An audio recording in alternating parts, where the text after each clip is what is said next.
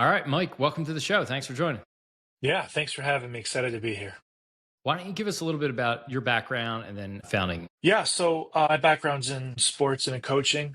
Pitched at the University of Dayton, had a chance to sign a pro contract, didn't really work out. Had to figure out what I wanted to be when I grew up.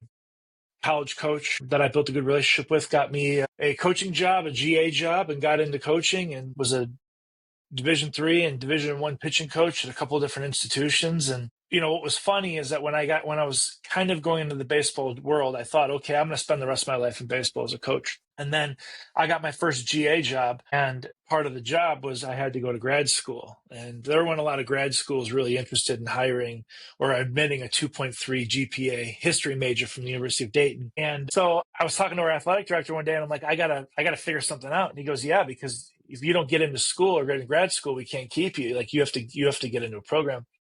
And I was at Eastern Illinois, and I walked around to all of the different grad programs, the ones I was interested in anyways, the technical ones. And I said, well, academically, I'm probably going to be borderline to even qualify. But I'll tell you what, if you can give me an aptitude test, I was already hired as an assistant coach. If you give me like a competency and aptitude test, and I can figure out a way to pass it, like let me into your program. And the electrical engineering and computer science teams both did that, and I passed both of them, and I got into their programs and left Eastern Illinois with a master's degree in technology and computer science. And from there, it was just kind of okay, how do I actually use this, right? And long story short, my wife and I we started having kids. We moved back to Minnesota. I built up some money and didn't have to work for a little bit for some other ventures that I was a part of. A buddy of mine that I played high school football with was coaching at a junior college here in Rochester. And I went out and watched them practice one day. And practice was awesome until they got to the part of practice where they started to prepare for the upcoming opponent. And then it was just like screaming and frantic chaos and people running around with big note cards and pads of paper and kids getting yelled at. And at the end of practice, I walked up to my buddy. I'm like, what are you guys doing?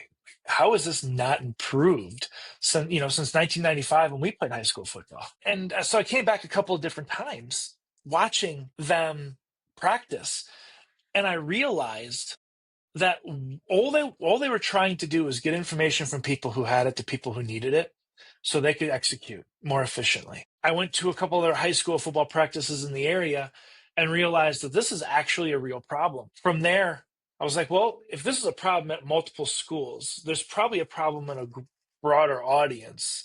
So maybe this could be a business. Maybe this could be something. But I wanted to kind of validate what that something was going to be. At the time, I took a job driving a limousine, and I was taking people from Mayo Clinic to the Minneapolis airport and back. And the job was great because it gave me like this entire window of an hour and a half there and back to just think about that problem, think about what they were trying to solve, think about what a business could be and what that product option could be, and how could you actually solve that problem in a contact sport. And as I was making a couple of those trips, it dawned on me, quarterbacks are already kind of wearing a risk coach that has plays laid out, but they're all in text and it's just them generally. They're trying to run plays that the opponents are going to run. Why don't we just put some type of display on the player and let's just send them the actual card that they're trying to look at from the coach. And let's see what that would do. So I went to Best Buy. I bought a couple prepaid cell phones. I had an old crappy Toshiba laptop that I turned into an SQL server and a really bulky home router. And I pieced it all together, took it out to my buddy's practice a couple weeks later and said, okay, we're going to load your plays into this. And then we're going to hit send on this computer, this big old laptop. You're going to hit send, and it's going to send it out to a couple of these prepaid phones. And we're going to try it during a 7-on-7 period. They're like, okay, fine, let's just try this. And we did it. And the player stayed on the line of scrimmage, and he looked at me, and their head coach looked at me and was like, how do we buy this? And I was like, well, that's a great question because I don't know how to even make it really. But that was the That's how origin. most great products start, by the way. Yeah, but that's how we got started. Like that was the origin of GoRoute was a buddy of mine had a problem. I thought through how to solve it. I figured out a way to solve it. And with one team seeing that there was an actual need, we got our jump. Okay. So the need here is obviously communication between coaches and players, which Yeah. certainly been a trouble spot for sports for years. So you stumble into this. I don't want to say stumble into it. You have the idea. No, that's Right? accurate. That is accurate. You identify it, you piece it together, somebody tries it, you get that like instant product market fit with your market of one. What are the next steps? And then maybe before you get into that, explain in like 30 seconds kind of what GoRoute is and does today. And then we'll kind of go back to the origin, just to like table set for everybody.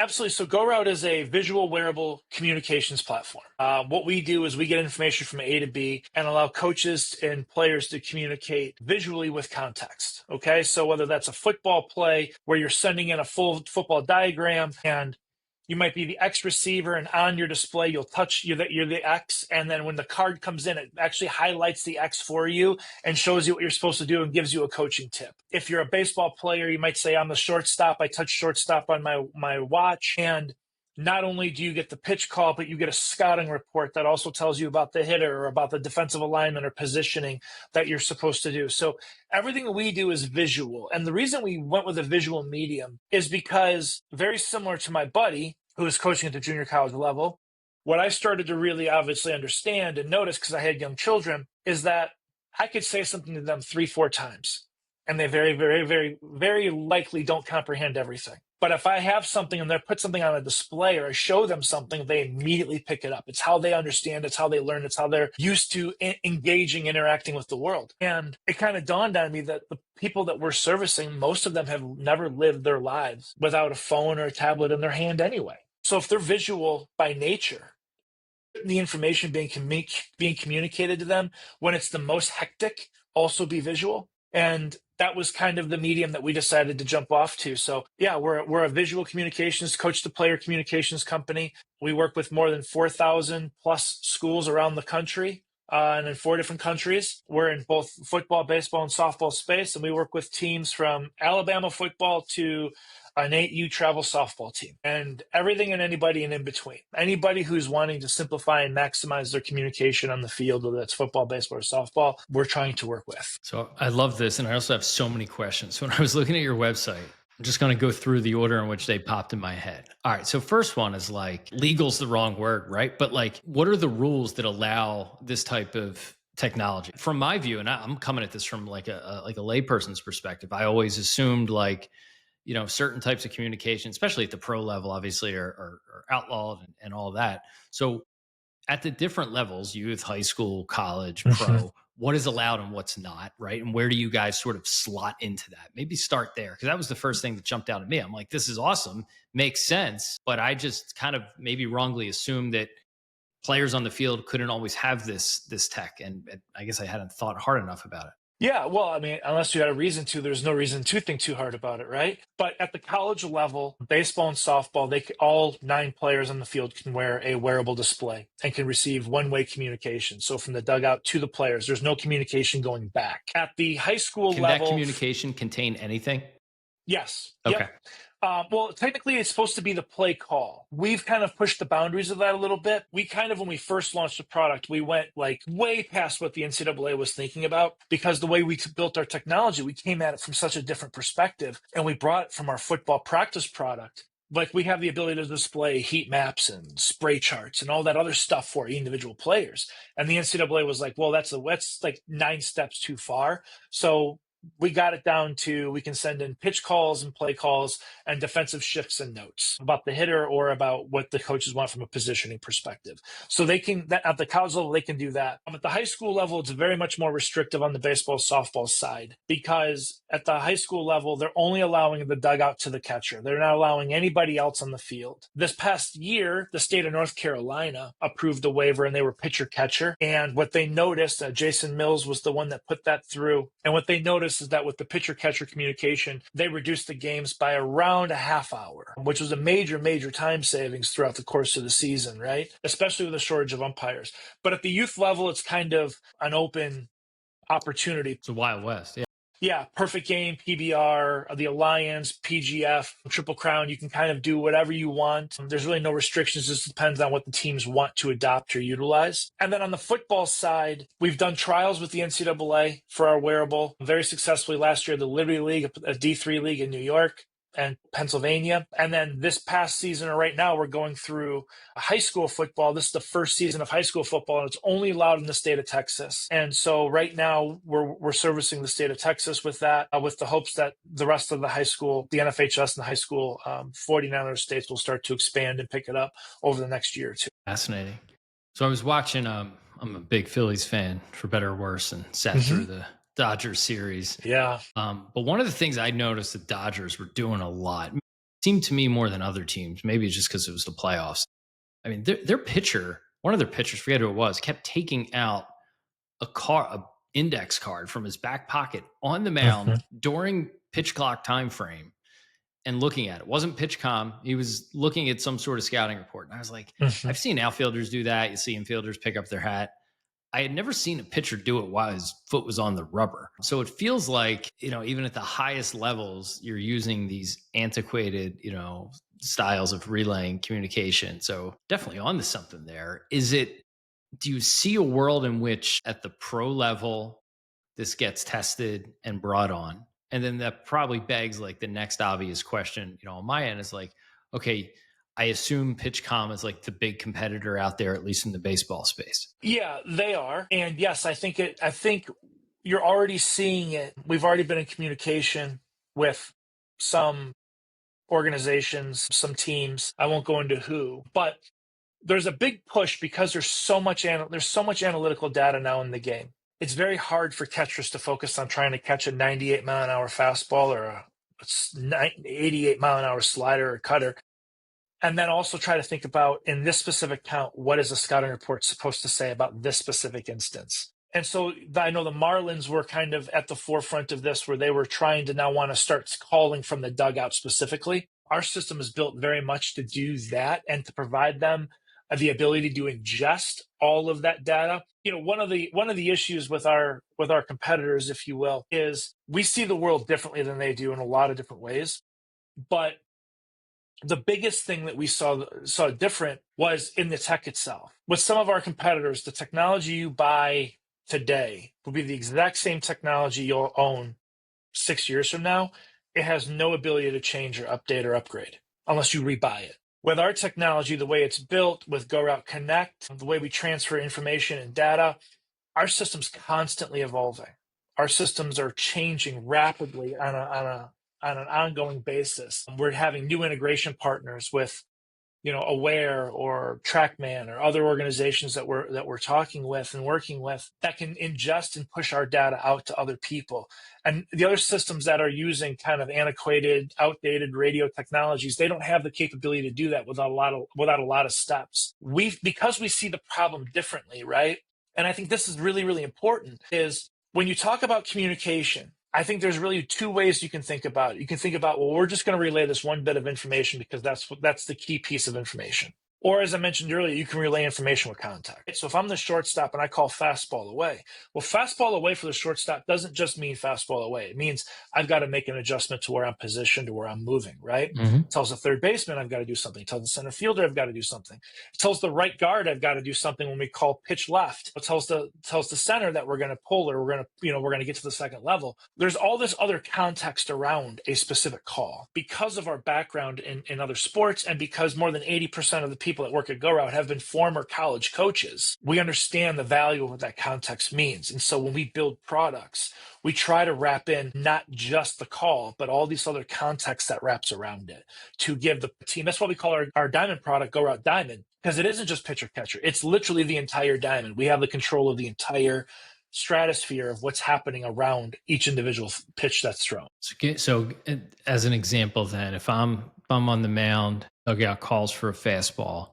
Will it then show the other players in the field that, I got a right-handed batter, that they should shade the opposite way because vice versa? So they're going to see their context-specific direction based on the play call, same as the guard. So like in football, Correct. You're going to have 11 different guys see 11 different things based on one play call.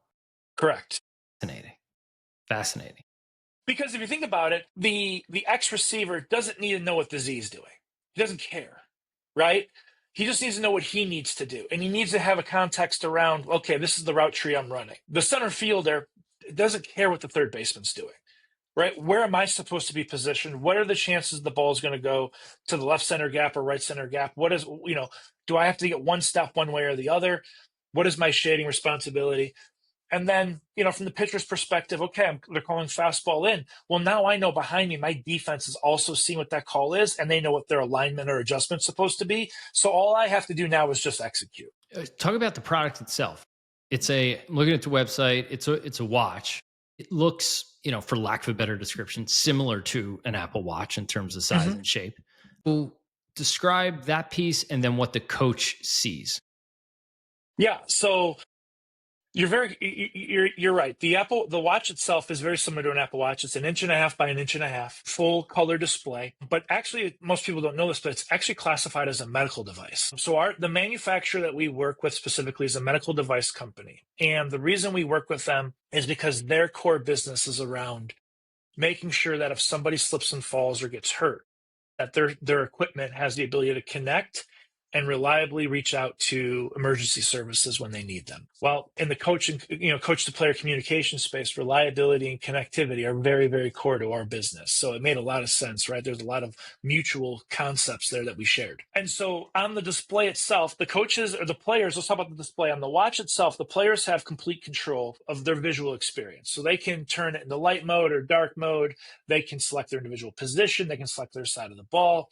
And then once they kind of go through that process of selecting, and it's like 2 touches and they're done, from there, the coaches have a tablet. And on that tablet, they build out all of their either defensive play calls for football, or their offensive pitch call, their defensive pitch calls, or their offensive, third base coaching box strategies. They build them out in their own terminology. So if they want to go, 1-3, and that's fastball in, 13's fastball in, or they could just type out fastball in. Whatever they want to use is their terminology they can build. And they can do it in various different languages. They're not restricted to do just one thing. But the coaches can build their system the way they want it to communicate, the language they want to use, the verbiage they want to use, and they can organize it based upon a variety of different things, based on pitch type, based on pitcher, based on situation. So they have complete control. And on that tablet, all they have to do is to simply touch the option.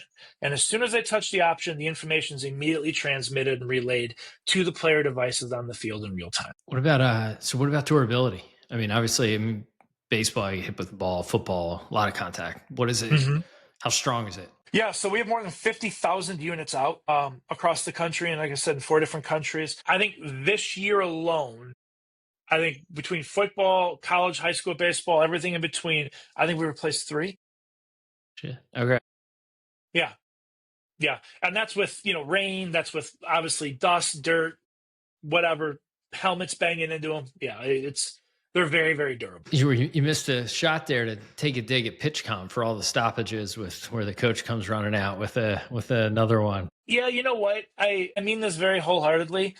We very much never pay attention to what our competitors do or what they're doing or what they're good at or what they're bad at. To be honest with you, I don't care. I don't take shots at competitors because we don't care about them. We really only ever care about what's staring back at us in the mirror. What are we doing? How are we servicing our customers? How are we marketing and selling? How are we growing? They spend a lot more time on us than we do on them. Yeah, I don't mean to keep... not trying to keep bringing them up. It's just from my reference point as like a baseball fan. That's the one you see. Everyone sees it, sure, right? Yeah, because of Major League Baseball. It's the most visible one. So you have baseball and football. It makes a lot of sense. You have kind of stoppages in both of those between every play. Makes it easy for the athlete and coaches to interact. What about the other sports that are a bit more fluid? Soccer, hockey, basketball. You guys think about getting into them? What are some of the unique challenges or opportunities of those or other sports? Yeah, so flow sports, obviously there are unique challenges, right? Because as you mentioned, there's no stoppages. We have had conversations with a handful of different organizations on different sports. We've done some trials. We've picked up some learning along the way. We've spoken with a lot of universities who have more of the flow sports components, and they've wanted us to get involved. Because at the end of the day, whether there's a stoppage or not, a lot of these teams, whether that be soccer or basketball, lacrosse or hockey, there are points in the game where the coaches and the bench are still trying to relay information. They're still trying to communicate. It's just not on a consistent pitch by pitch or, snap by snap basis, right? We're trying to figure out what that actually looks like in that world. Like, where are those stoppages? Where does communication really become prevalent? Where is it necessary? And is it more of a distraction than it is an enhancement? And we're kind of going through that. So at the moment, we don't really have any aspirations of expanding, only because we've got so much room in front of us on baseball, softball, and football. I mean, right now in football, right, we've got one of the 50 states in the at the high school level. There's 49 more states to go. There's so much growth opportunity in front of us in the sports that we're in. We're just trying to be really, really good. And, at least from my perspective too, one of the things that's kind of a core competency at our business is I'm not real big on trying to be surface at level. Like some organizations use that strategy where they're going to try to be in everything at once, and they're going to go and they're going to bounce, right? Yeah, inch deep, mile wide. Right. I prefer to be very, very vertical. I want to get as deep in as we possibly can in each of the sports that we're working in, because I think that's where you truly find the best possible solutions for the end user. It's that you don't just build something once and then kind of leave it, let feedback go, and then you kind of enhance it here and there. You really get engrossed in it, and then you try to figure out the best way to build the best possible product and user experience.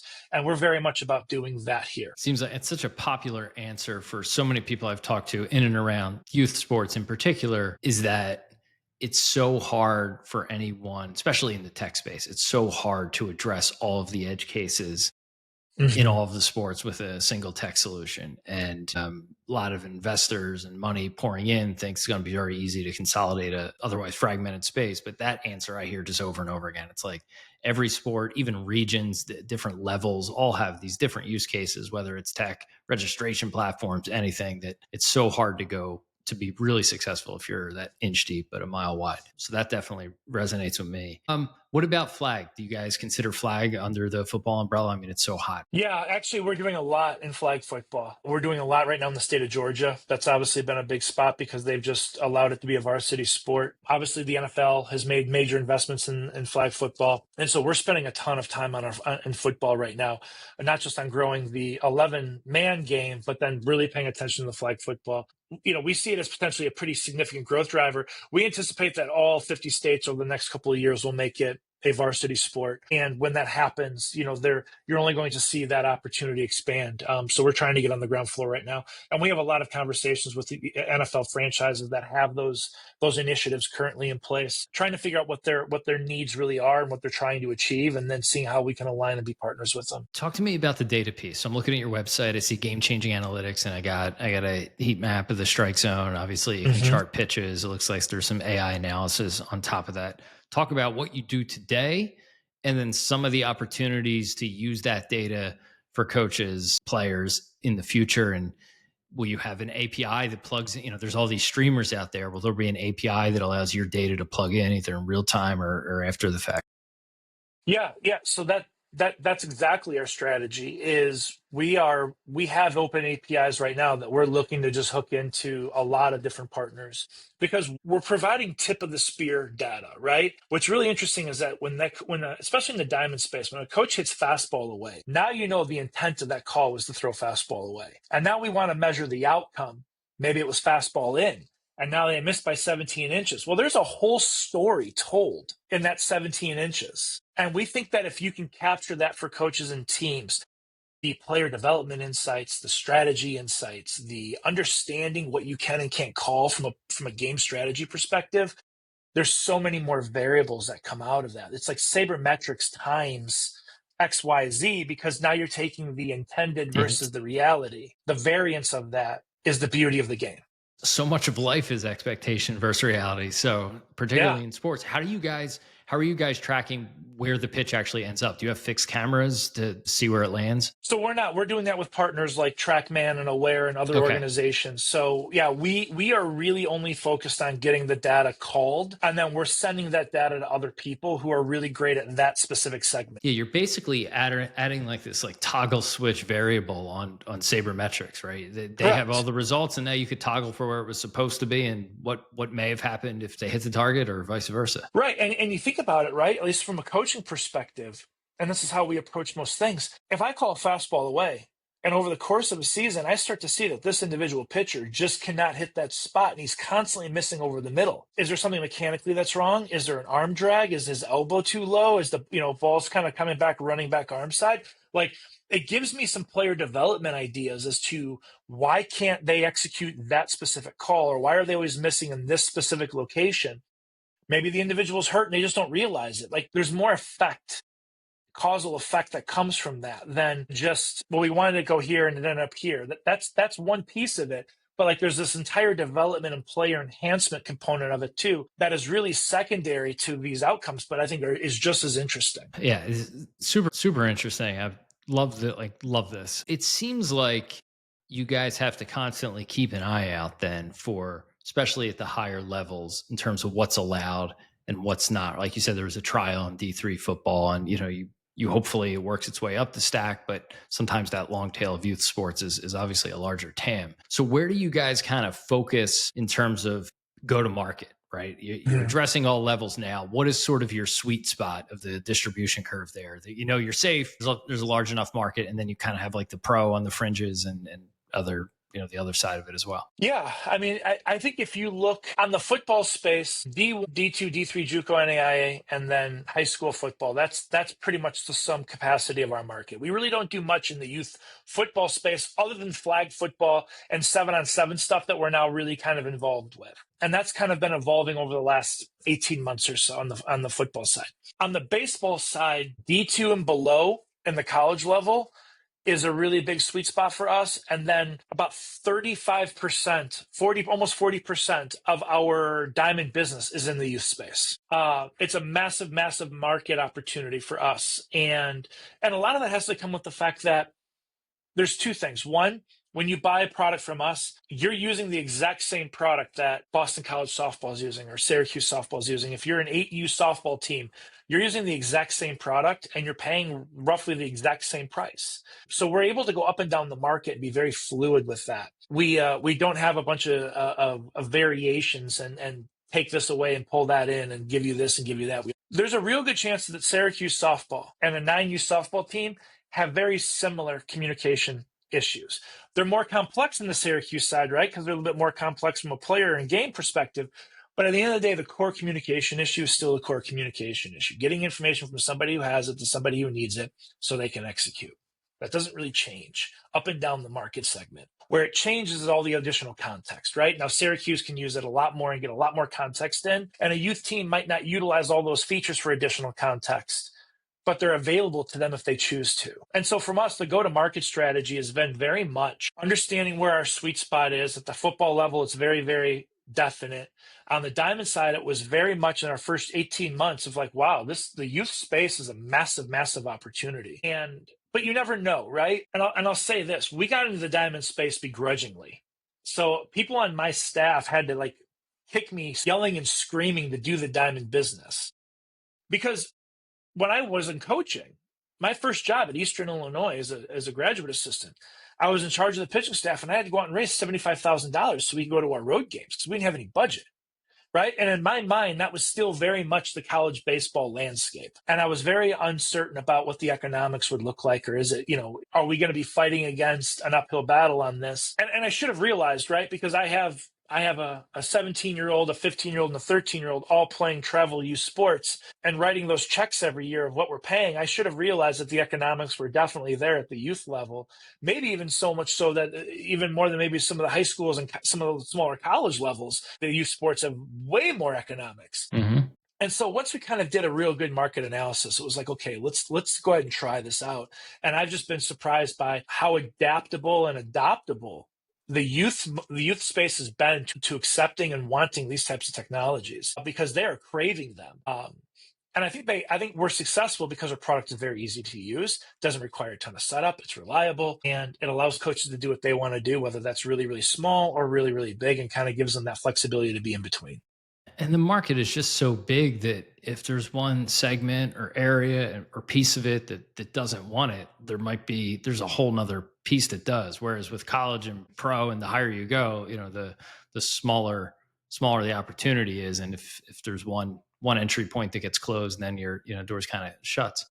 Correct. You could also probably make the argument, I would say on the youth level, certainly maybe not down to like the really, really young, T-ball age, but there's this gap in knowledge that the players have between 8 and 14 that college and pro players have. And there is a need for more coaching while Hmm. players are on the field, right? Like the average college baseball player knows if a fastball is coming, like, hey, I'm going to shade the opposite way. Like it's instinctual to them.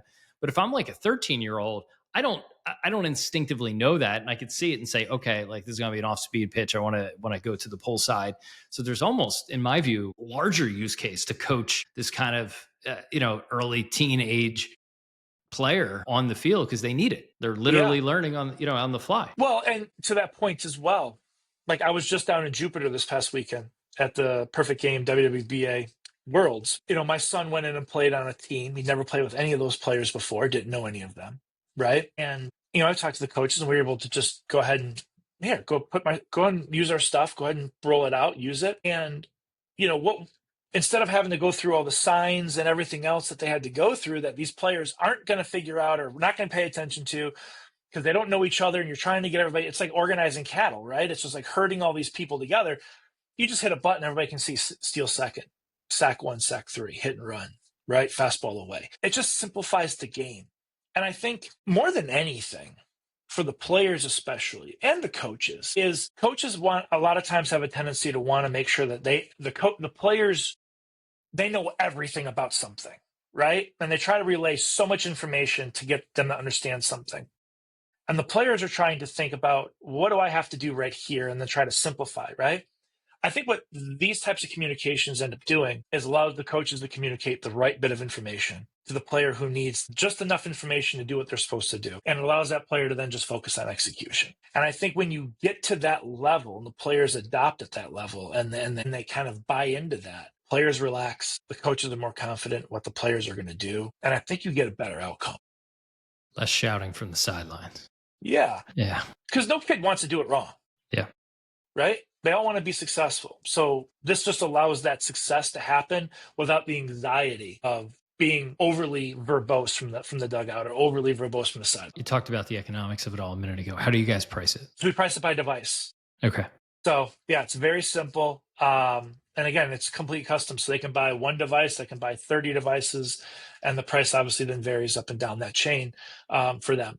And the more you buy, the cheaper the device cost gets, right? So like all those different economics that are economies of scale. But we make it affordable to the point where, again, an 8U travel team can buy it, an NAIA school can buy it, or a Division I baseball or softball team can buy it. And our goal is not to break anybody's bank. Our goal is to provide a really great product and have them have a great experience so they stay with us year over year. You guys can win, I assume, on like the long-term subscription for the data piece. Yep. Yeah. Yep.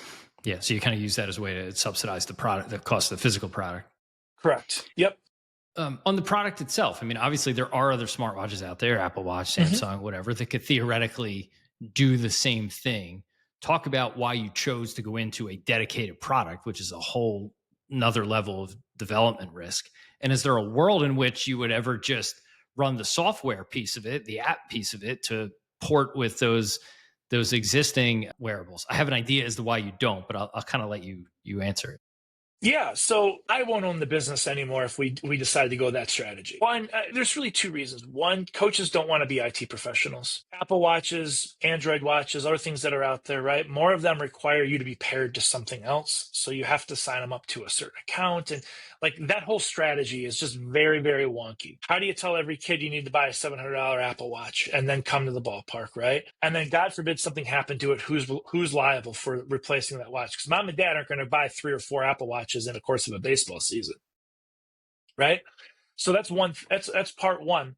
But part two is that providing a fully enclosed, fully baked system, devices, software, network, allows us to really manage the entire user experience, allows us to give the customer and the coach that really single touch analysis of, okay, I just have my software, I build my stuff, I turn the watch on, I don't have to do anything else, I hit send and it shows up.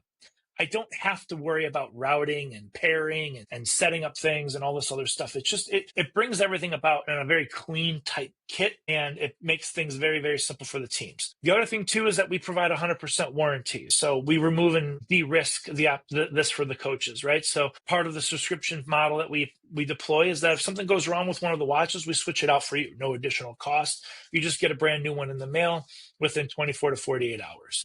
We just try to keep things very, very simple. And when you piecemeal it together, the complexity of trying to figure out who brought what watch, who's got what, you download that software, pair it all up, send something out. Does it connect? Does it pair? Well, this Android watch doesn't have a great antenna, so you can't wear that one in the outfield. This one doesn't really work. And there's so many questions that you have to answer when you do that. Trust me, I would love to just be a software company. But the reality is that for us to be successful long term, we have to provide the entire suite of offerings in one solution. Otherwise, coaches just simply aren't going to have the time to adopt it. Do the other devices, I mean, my actual thought there was, the other devices are two-way communication devices, and that opens up all sorts of integrity. And again, depending on the level in the league, it varies. So is that a piece of it? And then maybe just speak about, that integrity piece in general. I know everyone thinks of like the Houston Astros and things like that. And then how you guys think about that and security, just on the communication, like the two-way or the one-way communication itself. Yeah, I mean, obviously those consumer grade products, right? They're made for two-way communication. You're meant to be able to respond to a text message or answer a phone call and then be able to talk back, right? So yeah, that was almost an eliminating factor right out of the gate, was because of that. Unless you could get to like some MDM that would just lock the device down, and then you could load some type of kiosk software on it that would basically bridge it to just be a one-way communication system. And again, going through all of those steps for an individual product, for somebody's device that's a consumer product, that's their own device, is a bridge too far. They would never do that anyway. So yes, you're absolutely right. The two-way communication was an immediate removal factor. But the other piece to it, when you reference the Astros or some of the things that have happened in college football or what have you, is security is critical. It is paramount. The transmission, right? Our software, our devices, they encrypt. They come from the tablet encrypted. They go through the network encrypted. They hit our server, hit the authentication key, hit the player device, and de-encrypt down on the player device. So they're from the start to the end, they're all encrypted, and then the encryption key gets sent back, and the encryption key gets reset within 24 hours of the organization. So when you go to play the next game, you got a whole new set of encryption keys that are built into your system every single time you take them out to the field. So there's this constant churning of protection, whether that's your D1 team or you're an 8U softball team. We value how your data is secured all the way through the process. And so again, providing a full comprehensive suite, watch, tablet, network, everything allows us to kind of ensure and protect that. When you have to piecemeal it together without consumer products, you just don't, you lose a lot of that granularity. You said earlier you were kind of, I guess, initially surprised at the reaction of youth baseball, in particular baseball and softball. What is some of the feedback you get from, obviously we're the youth sports podcast here, but like what is some of the feedback you're getting from the youth sport operators and coaches in terms of what they love about this, what specific need it's addressing or problem it's solving? Mm-hmm. And then maybe talk just about what you're seeing in the youth landscape overall when it comes to this like technology in general. I've seen so many of these AI tracking cameras and live streaming and all of this, like just give your big picture thoughts there. Yeah. So the feedback we get more times than not has been our kids love it, but coaches love it because it's simple to use. Not that we're in any way comparison to this, but we try to at least think about it this way. It's like, why do people love Apple products? It's because as soon as you buy an Apple product, you turn it on, you put your Apple ID in, and everything's there and it works. Like you just don't have to think about it, right? The experience is so different. And not to shirt Google, I think Google's come a long way in that process. So if somebody listens from that, I don't want to get a letter in the mail. I'm a big Apple guy. I actually set up my new iPhone yesterday. I have gotten hit up for like 50 different passwords for all of my, the home security cameras. It's like, you realize how much of your life is software when you have to re-enter your passwords. No doubt. Yeah. No doubt. But I mean, I think, that's been the biggest driver of it, is just how simple it is to use, that the kids can get it and understand it so fast that there's the learning curve for them is one practice. It's one game for them to go through it. And they're like, our kids knew exactly what to do, how to do it, where to go, what position to select. And again, I think it came back to that whole idea of like, it gives the kids enough information to know how to do something, but it allows them to also then execute and just be kids and play, whether you're at the B1 level or the youth level. And I think that's where the most fun happens, is when they can remove all the anxiety about what am I supposed to do, and they just know what they're supposed to do and go do it. And that's been really the biggest piece of feedback, is just the simplicity of it, how easy it is to adopt, how much the kids enjoy getting the information, and how much simpler it makes the game. Like just how much less they feel like they have to be running around telling, Johnny, take 3 steps to the right, and this person come in and tell the center fielder to actually look this way because they're staring in over the fence at a string of bees and it hives in a tree somewhere. So I think all of those pieces are have kind of come together, and you can look on our website and see just testimony after testimonial from youth teams talking about the value prop that it provides to them, not just from a strategy perspective, but just from an organization perspective. It allows them to just be much more fluid in how they approach their game. When you talk about the sports tech landscape, especially at the youth space, right? I think, in my opinion, there's like 3 different moats that are really kind of showing up. There's the big private equity moat, who are trying to come in and make bets, right? So there's a lot of money flowing in, a lot of M&A, a lot of people doing that, trying to determine who are the winners and losers. But then there's, on the technology side specifically, I think there's the off the field stuff, and that wraps into what you were talking about earlier, like team organization, team communication, mom and dad streaming, grandma and grandpa being able to watch games, some type of analytics. And then you got the training stuff, like the blast motions and the diamond kinetics and all those pieces that are all in there. And then I think you got a completely separate piece of technology, which is the actual part that happens on the field. And I think that divide is so different, is so interesting. And I think that's where PE misses a lot, right? Because they're thinking about how do we coalesce some brand to do all of the things? Well, there's a pretty significant divider between wanting to communicate with mom, dad, grandma, and grandpa to stream games and keep stats, and what happens on the field, like the actual communication, the player engagement, the different tracking, and some of those things. And I think that divide is actually widening pretty large right now. I think you're going to see over the next couple of years a continued push on the off the field stuff when it comes to organization and management. And I think you're going to see lesser growth on the on field stuff from like the volume of companies that are going to come in and try to do it, because there's, it's not just software, right? You got to have other pieces to it. And that, right, wrong, or indifferent, that does create a moat. It's closer to equipment in some ways. Right.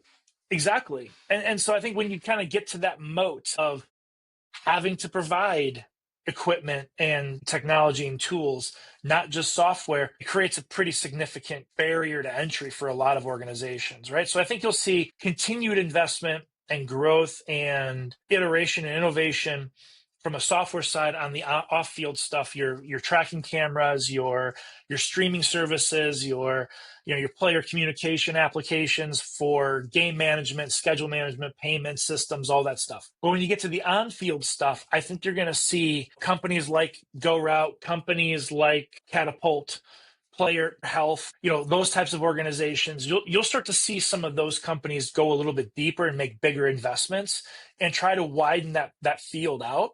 Because I do firmly believe that over the next 5 years, more than 24 million athletes are going to be wearing some form of coach-to-player communication on the field during practice and competition. I don't think it's slowing down. I think it's really speeding up. But I don't think there's a lot of companies who are willing to take the year and a half step it's going to take to really get over that hump to get into the space. Yeah, it's not the quick win that software can be. Correct. Fascinating stuff. What's last one, like what's sort of on the roadmap in the short term for you guys? Any new features?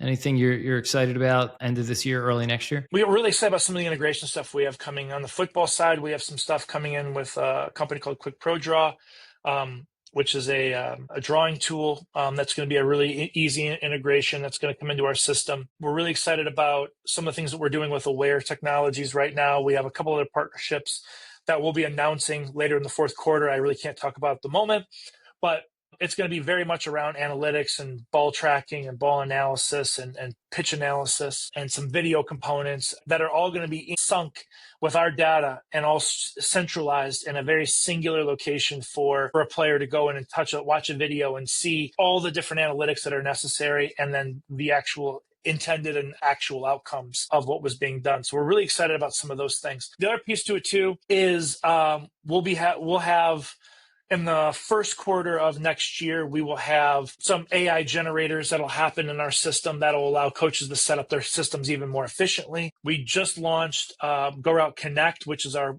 open API system that allows us to connect and plug into a bunch of other integration opportunities.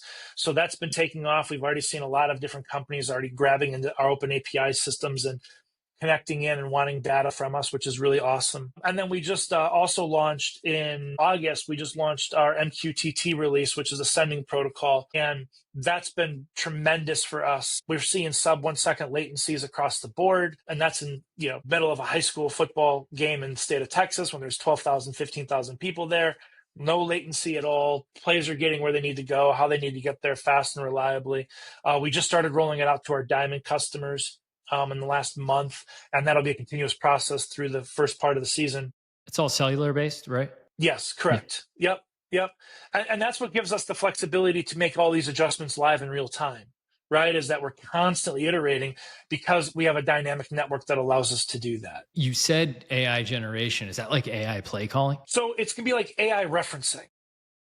Like one of the things that we're working through right now is for next year for Gridiron, specifically, we're testing out the learning engine. So as you start to call plays in a game, it'll start to kind of reorganize your call sheet to better help you understand which calls you've called before that have been successful in similar situations. Gotcha.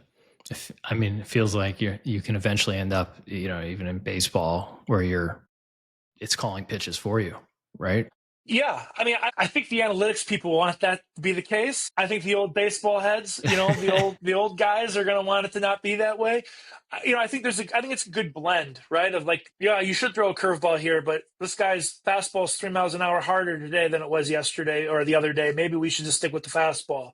Yeah. And so you still need that human element to override, right? But yeah. I think with so much data out there, there's so many more possibilities coming forward to us that I'm really excited about what we've got coming in the future. How do the old baseball guys relate to this? I've been around like older former pro guys, and they don't like anything analytic. Mm-hmm. Some of them have come to accept it, but how do they react to just tech like this being a part of the game versus the old school 2 fingers between the legs? Yeah, I think I think at this point, 4 years in since PitchCom launched at the major league level, I think it's just become part of the game now. I think coach to player communications just as the NFL's been doing it since the late 70s, early 80s with the in-helmet. So it's certainly been around. I think what it is it's once you get coaches to understand that it's not really an adjustment, it's just an augmentation. Like if they can wrap their mind around, you're calling the pitch still. Instead of going through all this and your catcher missing the sign or the indicator or whatever, all you're doing is hitting a button and you're still doing the exact same thing. It's just no longer the catcher being relied to do it. And it's so important to kind of get their mind around. And it's so important for pace of play too. The pitch count in baseball went hand in hand with the pitch clock, and in football, you still have 40 seconds between plays. Like you could see a world where eventually, even in football, you're like, how can we take 10 seconds off between these plays because we can get the play calls in more efficient and the guys don't have to huddle and communicate. Mm-hmm. Yeah, I love the context aware for every player. That's awesome. Where you can have 11 guys getting individual individual assignments for every play call. That's great. All right, listen, Mike, this was awesome. Love what you guys are building. Why don't you plug it for our audience? Where can they find GoRoute? How could they learn more? How could they find you if they want to on LinkedIn or something like that? Yeah, so you can find us at GoRoute.com, GoRout, no E.com. You can find us on Twitter or X, whichever you want to call it, at @go_route. And then you can find me personally on LinkedIn. I'd love to connect with anybody that wants to connect. My account on LinkedIn is just Mike Rolih, ROLIH. So look forward to connecting with people. Awesome. Mike, thanks so much for joining. Great learning about GoRoute, and look forward to talking to you soon. Yeah, thanks so much.